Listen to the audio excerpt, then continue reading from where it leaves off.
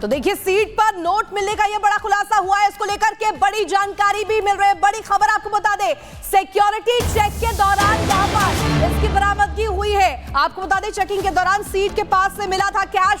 सभापति की तरफ से कहा गया सुरक्षा कर्मचारियों को यह कैश मिला था। कार्रवाई खत्म होने के बाद चेकिंग में यह कैश मिला था, जिसके बाद कड़े सवाल अब खड़े हो रहे हैं। I hereby inform that during the routine anti-sabotage check of the chamber after the adjournment of the House yesterday, apparently a wad of currency notes was recovered by the security officials from seat number 222 presently allotted to Shri Abhishek Manu Singhvi, elected from the state of Telangana for the term 2024 to 2026. The matter was brought to my notice and I felt it expedient as per practice and ordainment to ensure that investigation takes place in accordance with law and the same is underway. इसी को लेकर आपको बता दें कि JP Nadda की तरफ से भी प्रतिक्रिया सामने आई है। उन्होंने कहा है कि ये जो घटना हुई है ये सदन की गरिमा पर चोट है और ये एक असाधारण घटना है, ये जेपी नड्डा ने कहा है। आपको देखिए किस तरीके से प्रतिक्रियाएं अब इसको लेकर सामने आ रही हैं। जेपी नड्डा उन्होंने कहा ये घटना सदन की गरिमा पर चोट है। आइए सुनते हैं। ये जो घटना घटी है, ये घटना बहुत ही असाधारण घटना है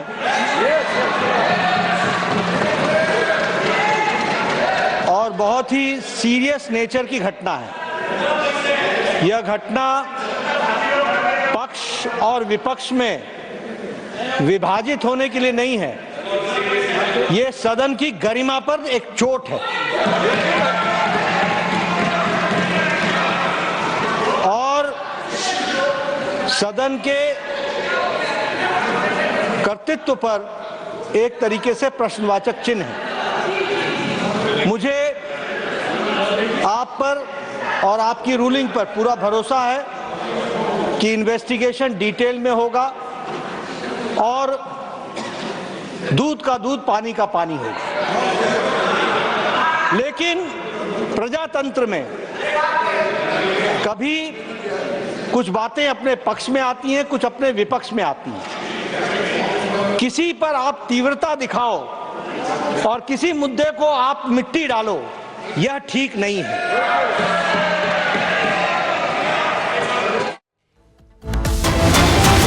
और इस बीच एक बड़ी खबर आपको बता दें, बरामद पैसों से लेना देना नहीं है। अभिषेक मनु सिंघवी की तरफ से कहा गया है, कहा है कि इन पैसों से मेरा कोई लेना देना नहीं है। कैश मिलने की घटना से सिंघवी का ये इनकार सामने आया है और कहा है कि सदन में मैं सिर्फ 3 मिनट ही बैठा था, तो कहां से पैसे मेरे हुए। आपको बता दें कि सीट नंबर 222 पर यह कैश मिला है, जिसके बाद सवाल खड़े हुए, लेकिन सिंघवी ने सीधे इनकार कर दिया। मैं तो अचंभित हूँ, मैंने कभी न सुना, इसके बारे में मुझे कोई ज्ञान नहीं। रोचक बात यह है कि कल 12:47 पे 12:57 दोपहर में मैं हाउस के अंदर आया और 1 बजे हाउस राइज कर गया। अपना अटेंडेंस मार्क करके मैं अंदर घुसा और 3 मिनट बाद हाउस राइज कर गया। 1 से 1:30 तक मैंने मिस्टर अयोध्या प्रसाद के साथ लंच लिया संगम कैंटीन में और 1:30 बजे मैं वापस सुप्रीम कोर्ट आ गया क्योंकि कोई महत्वपूर्ण मामला था। 2 बजे मेरा पूरा कल का हाउस के अंदर बैठक 3 मिनट की थी। मुझे तो ये इतना हास्यास्पद लगता है, अगर ये गंभीर नहीं होता तो हास्यास्पद होता कि शायद हर मेंबरान की हर सीट पे एक एनक्लोजर बनना चाहिए कांच का, जिसके अंदर लॉक एंड की हो। तो जब मेंबर अंदर बैठे तो उसको खोल के बैठे, नहीं तो आजकल तो सीट भी खतरनाक हो गई है बैठने की। हाँ, निश्चित रूप से इसकी कार्रवाई होनी चाहिए। अगर कोई सुरक्षा की गफलत है तो उसको देखना चाहिए, लेकिन ये गंभीर भी है, हास्यास्पद भी है कि इसमें राजनीति खेली जाए किसी रूप में। और अब खबर बिहार के पटना से, जहां पर छात्र अपनी मांगों को लेकर प्रदर्शन कर रहे हैं और ये प्रदर्शन ऐसा रहा कि पुलिस ने उन पर लाठीचार्ज भी किया है। ये तस्वीरें आपको दिखा रहे हैं, ये छात्र प्रदर्शन कर रहे हैं अपनी मांगों को लेकर। बिहार पब्लिक सर्विस कमीशन के बाहर अभ्यर्थी कई मांगों को लेकर प्रदर्शन कर रहे थे, जिसके बाद पुलिस ने छात्रों पर लाठीचार्ज भी किया है। ये तस्वीरें आपको दिखा रहे हैं, आप देखिए किस तरीके से कहासुनी भी हो रही है पुलिस के बीच में और छात्रों के बीच में। तख्तियां हाथ में छात्रों के लगी हुई हैं।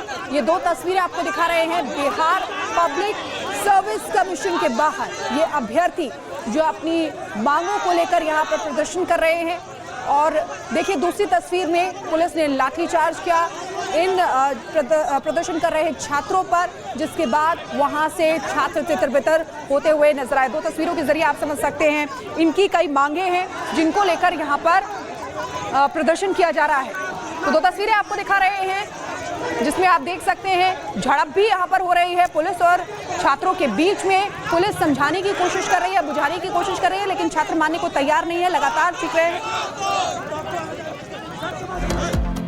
और चलिए बढ़ेंगे आगे और बात करेंगे जम्मू कश्मीर में जारी ऑपरेशन ऑल आउट की, जहां देखिए लगातार आतंकियों से निपटने के लिए ऑपरेशन के तहत काम किया जा रहा है। और बड़ी जानकारी इसको लेकर मिल रही है, रोहिंग्याओं पर शिकंजा कसने की यहां पर तैयारी देखिए की गई है। जम्मू कश्मीर में रोहिंग्या घुसपैठ के खिलाफ अभियान तेज कर दिया गया है और लगातार देखिए जिस तरीके से कहा जा रहा था वही यहां पर देखने को भी मिल रहा है। आपको बता दें कि रोहिंग्याओं के खिलाफ ये ऑपरेशन, रोहिंग्याओं पर शिकंजा कसने की तैयारी है। जम्मू कश्मीर प्रशासन ने इसको लेकर आदेश दिया है। 409 रोहिंग्या परिवारों की पानी बिजली बंद कर दी गई है। इसी पर आपको एक रिपोर्ट दिखाते हैं कि किस तरीके से वहां पर हालात है और अभियान किस तरीके से चलाया जा रहा है। प्रशासन की तरफ से बड़ी कार्रवाई करते हुए जम्मू संभाग में 409 रोहिंग्या परिवारों की बिजली और पानी काटने का आदेश जारी किया गया है, जिस आदेश के बाद अब जम्मू की सबसे बड़ी रोहिंग्या बस्ती नरवाल बाला में, जहां 60 से ज्यादा परिवार एक ही जगह पर रहते हैं, वहां पर बिजली जो है प्रशासन की तरफ से काट दी गई है। हम इस वक्त इसी नरवाल बाला कॉलोनी में मौजूद हैं। यहाँ पर गौरव आपको विजुअल्स दिखाएंगे। तो ये सबसे बड़े जो है रोहिंग्या परिवारों का एक ग्रुप रहता है, यहाँ पर तकरीबन 60 परिवार यहाँ पर रहते हैं। अब प्रशासन की तरफ से जो निर्णय लिया गया है, उस निर्णय के बाद आप देखेंगे तो पूरे जो इलाका है, क्योंकि यहाँ पर 60 परिवार के करीब रहते हैं, तो यहाँ पर अंधकार जो है वो छाया हुआ है। गौरव से कहूँगा आपको तस्वीरें जो हैं घरों के अंदर की भी दिखाएं कि बिजली और पानी काटने के आदेश जो हैं वो सरकार की तरफ से दिए गए हैं। ये आदेश जो हैं ये तहसीलदार बाहू की तरफ से अपने इलाके में 409 जो परिवार हैं रोहिंग्या यहाँ पर रह रहे हैं, उन्हें आइडेंटिफाई कर दिए गए हैं। अगर उस आदेश की को पढ़ा जाए तो उसमें लिखा है कि उसमें एक लिस्ट बनाई गई है कि जहां पर जो रोहिंग्या परिवार हैं वो अवैध रूप से रहते हैं, ऐसा जम्मू कश्मीर सरकार की तरफ से लिखा है। और इसके साथ साथ उनकी तरफ से पूरी डिटेल्स दी गई हैं कि क्या उनके पास बिजली के कनेक्शंस हैं, पानी के कनेक्शंस हैं, हर एक चीज़ की डिटेल जो है वो यहाँ पर प्रशासन की तरफ से दी गई है। कुछ रोहिंग्या हमारे साथ मौजूद हैं जो यहाँ पर आए थे, उनसे भी बात करते हैं। आपका नाम? मोहम्मद खासन। साहब मुझे ये बताइए, बिजली पानी काट दिया गया आपका? जी सर, काट दिए। क्या बताया गया? बताया नहीं, अचानक तो कोई पार्टी आया था, बोला है बिजली का वो पानी का आकर वो पानी का नल का बंद कर दिया, बिजली का तार काट दिया। तो अब मतलब फिर अब आप लोग गुजारा कैसे कर? हमने अभी डब्बा भर के सर, कहीं दूर से कहीं गाड़ियाँ। बिजली नहीं है पूरे कैंप? बिजली भी नहीं सर, बिजली नहीं है। ये सारे कितने लोग होंगे कुल? यहाँ 60-70 फैमिली था सर, वही 60-70 फैमिलीज हैं। और अब इसी तरह के हालात जो हैं ये पूरे कैंप के 360 डिग्री व्यू अगर गौरव आपको दिखा पाएँ तो यहाँ पर जो है ये रोहिंग्या परिवार रहते हैं। ये एक बड़ा प्लॉट है नरवाल बाला इलाके में, यहाँ पर जो है सब परिवार रहते हैं। लेकिन अब सभी जो बिजली के कनेक्शन हैं, आप ये तारें देखेंगे तो यहाँ से जो है बिजली के कनेक्शंस जाते थे, लेकिन अब जो है ये बिजली के कनेक्शन अब काट दिए गए हैं। पूरे इलाके में जो है वो अंधकार छाया है और सरकार की तरफ से ये फैसला लिया गया कि रोहिंग्या परिवार जहां पर रहते हैं उनके बिजली पानी काट दिए जाएंगे। गौरव साहनी के साथ Gursimran Singh, Republic media network. और गुरसिमरन की रिपोर्ट आप देख रहे हैं। गुरसिमरन सीधे हमारे साथ जुड़ चुके हैं। गुरसिमरन, इसका इंडिकेशन पहले ही दे दिया गया था कि एक्शन लिया जाएगा, लेकिन जिस तरह से 409 परिवारों का बिजली पानी बंद किया गया है, अब आगे क्या कुछ एक्शन होगा, कैसे इनको दूसरी जगह रखा जाएगा, क्या कुछ प्लानिंग?